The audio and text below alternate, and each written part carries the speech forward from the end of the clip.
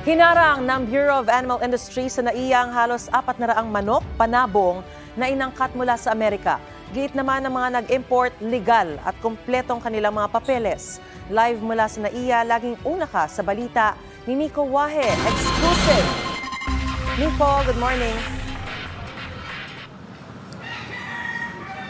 Maris, good morning. Nangangamba ngayon itong mga breeder ng manok na mauwi sa wala. Hindi lang ang kanilang mga pagod, kundi maging ang kanilang mga pinuhunan sa mga manok na binili nila mula sa Amerika na hinarang ng Bureau of Animal and Industry at hindi ma-release dahil sa kakulangan umano sa dokumento. Pero gate ng mga breeder at itong consignee ng shipment ay kumpleto sila ng permit. Napasugod ang nasa mahigit 40 breeder na manok dito sa isang cargo and warehousing company sa may NAIA Terminal 1 sa Pasay City. Yan ay matapos harangin ng mga inimport nila mga manok mula sa Amerika na dumating kagabi. Aabot sa halos 400 manok na pang-breed ang hindi mailabas at maiuwi sa kani-kanilang farm. Ang breeder na ito, 32 mga manok ang binili na kasama sa shipment. Ang halaga, aabot sa 2 milyong piso. Magdamag na yan dyan eh. So, lahat naman kami, pare-parehas ang aming concern kung madisgrasya yung manok. So, dapat i-release nila. Si Ruel, 4 na manok ang hinihintay na aabot sa 200,000 pesos ang halaga. May malaki ang puhunan sa bawat manok na yan. Paano pag namatay manok namin, saan kami maghahabol? Ayon sa consignee ng shipment na si Juan Bacar Jr., tila harassment ang ginagawa sa kanila ng Bureau of Animal Industry. Nagpatawag pa raw ng PIDEA para tingnan kung may illegal na drogang kasama ang shipment. Nang masigurong wala ay sa mga papeles naman daw sila sinita. Hinahanapan daw sila ng original copy ng mga dokumento. Tinawag sa akin na nag-aayos sa loob na ang papers nyo nawawala kahit saan. I called up my shipper and asked them na kung nasaan yun. Said nasa silk envelope. Ang pinakita ako is complete. I'm not missing anything.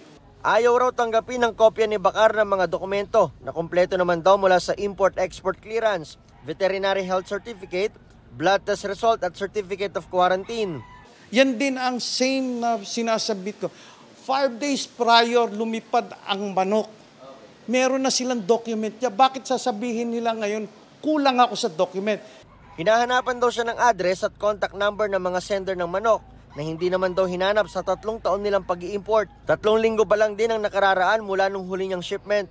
Kung may new memorandum, paano ginagawa yan? Do you have to post it, di ba? 7 days before you do it. Down? Wala. Gate ng Bureau of Animal Industry, usual protocol lang nila ang ginagawa nila. Well, in line with Administrative Order number 11, that's 1987, there should be documentation, inspection, and clearance. So yun lang naman po yung mga protocol for during cargo clearance processing for agricultural products in general. Kaugnay sa pag-release, sisiguruhin daw nilang marerelease ang mga manok sa lalong madaling panahon at kapag natapos na ang proseso. No comment naman sila kaugnay sa paratang ni Bacar na harassment ang ginagawa sa kanila.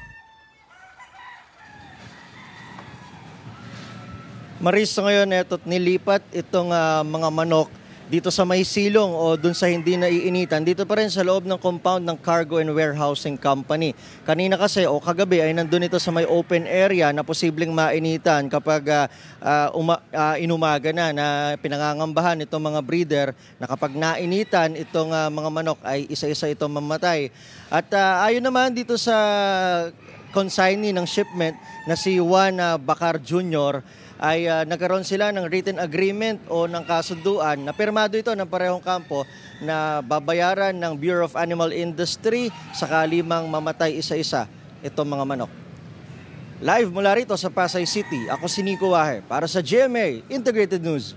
Mga kapuso, para una ka sa mga balita, mag-subscribe sa GMA Integrated News sa YouTube. Sa mga kapuso abroad, subaybayan niyo po kami sa GMA Pinoy TV at sa www.gmanews.tv.